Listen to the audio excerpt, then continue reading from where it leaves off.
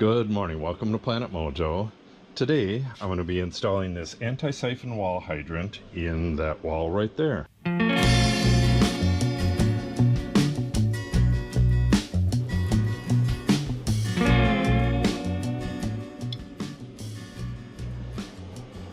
So this will go into the wall, how about, well, got it upside down at an angle about like that, and then when you shut it off, the valve is way back here, so it's kind of in the warm of the house.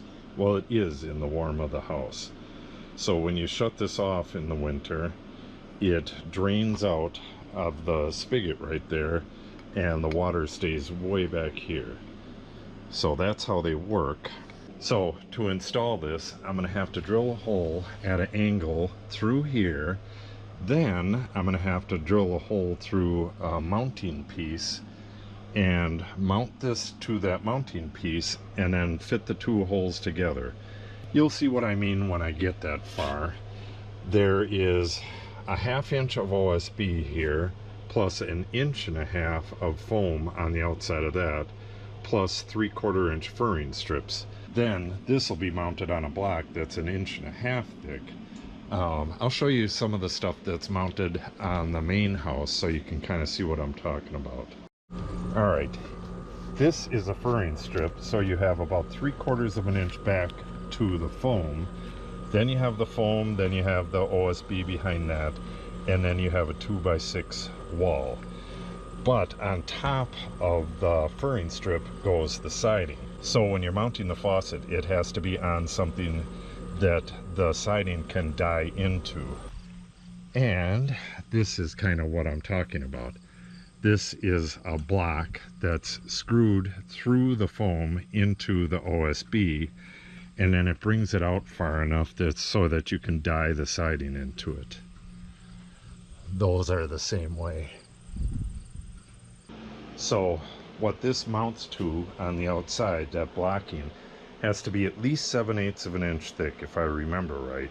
But what I'm going to do is go a full 1.5 inches, use a 2x4.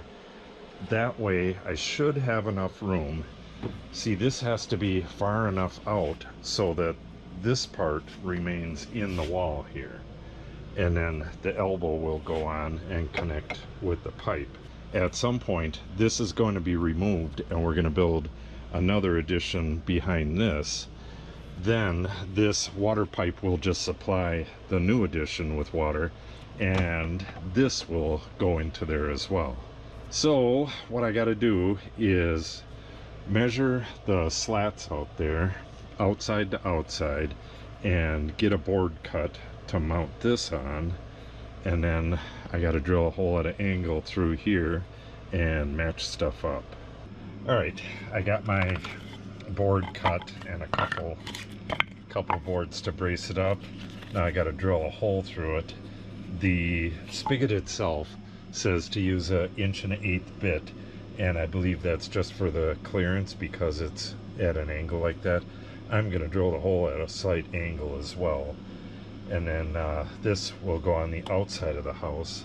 So what I'm going to do is take a long bit and drill all the way to the outside through the house wrap and everything, and then I'll go back through that hole and enlarge it to this size, and then from the outside I will figure out where this thing goes. So first thing I got to do is drill this hole, and then I'll drill that long hole through there.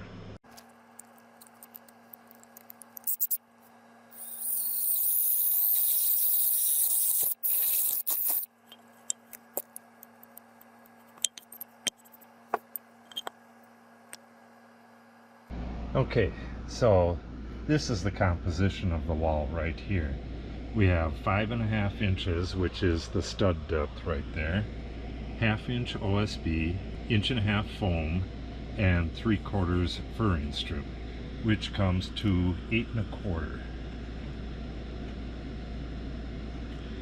So we need 8.25 back here to fit within that opening, and we have 7.25 to the end of these threads. Okay, that's kind of snug right there. And that is about 8 inches to the back side of the barb. So with the PEX on there, it's going to come out just perfect, I think. Okay, I went to the storeroom and got some stainless steel screws. They don't have to be stainless steel, but if you don't use stainless steel or a treated screw, they're gonna get rusty pretty quick. So I have this faucet centered, and what I want to do is mark right there and right there. Oops. And I'm going to drill a pilot hole in both of those places, and then my furring strips, this goes to the outside of the furring strip. The furring strip will be right here. The furring strip is 2 inches wide, so I'm going to come in 1 inch and then put 2 screw holes here and 2 here, and that should do it for this part.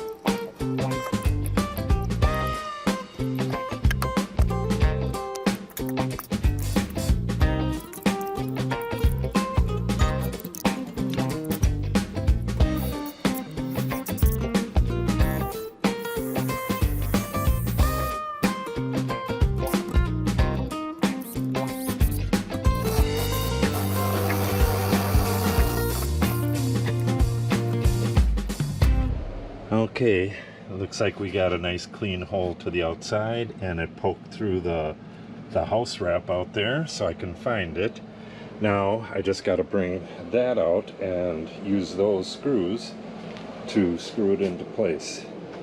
I think these are square drive, and they're 3.5 inches long. They're pretty damn long. Okay, so we'll grab these, that. I got a level over here and a square drive tip, and that should about do it. Okay, should be right in the center part. There it is right there. Okay, I think I'm going to need a razor blade. I'm just going to open this up a little bit more. It's going to span from here to here, so I'm going to need to pull that out as well.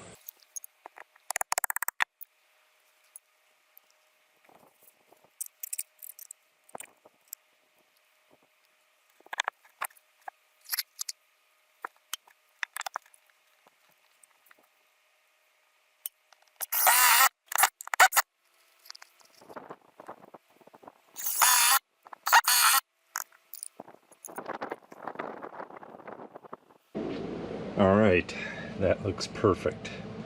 Now I just got to get this elbow on. I need to go across the street and get some Teflon tape for this. Get this elbow on and then cut this thing to length and get this put on. This will be my second PEX joint, I believe. Oh, maybe I did some more in here. Can't remember what I all did on that. I think it's just, yeah, it's just a joint at the very far end. So this will be my second PEX joint, and hopefully it comes out right.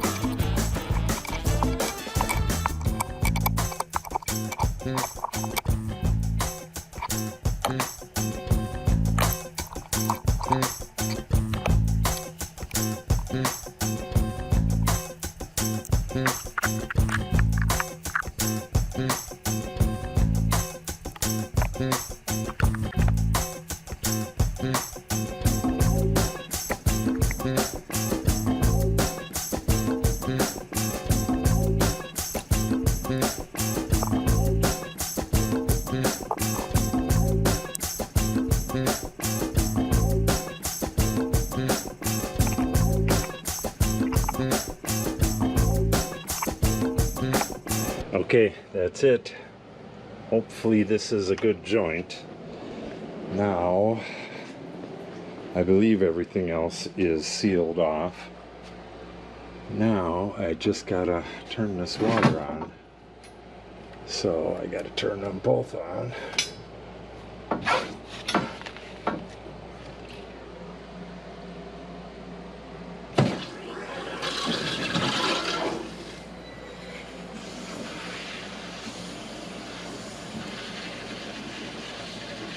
I think it's on outside.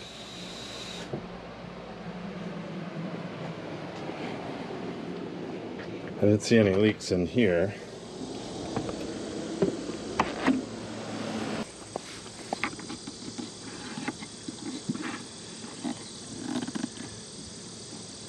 Okay, let's try that again.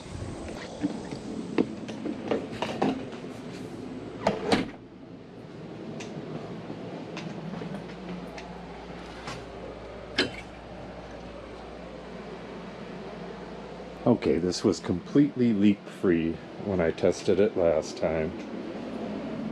And this is the only place it should have a leak if I did it wrong. And there is not even a hint of water there.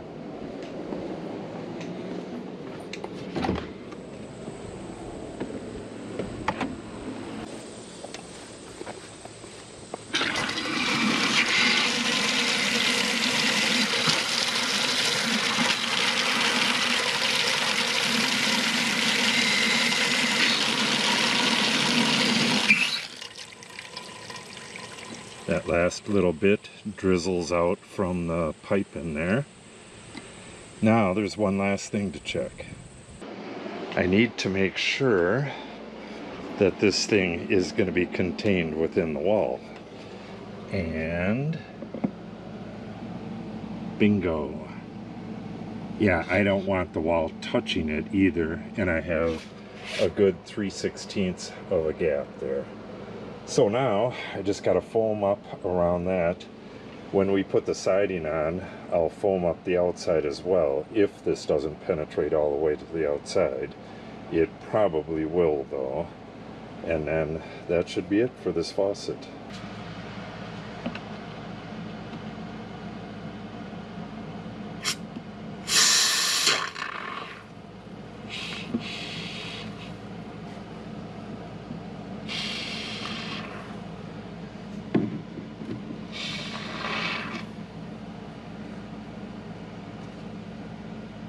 Alright, that's going to do it. I gotta wait for this stuff to dry up a little bit and then I'll trim that off. I had to use up the rest of the can because them nozzles plug up. So I did 1.5 windows there. So now I'm going to clean up a little bit and then I got to tell you some more about these frost-proof faucets.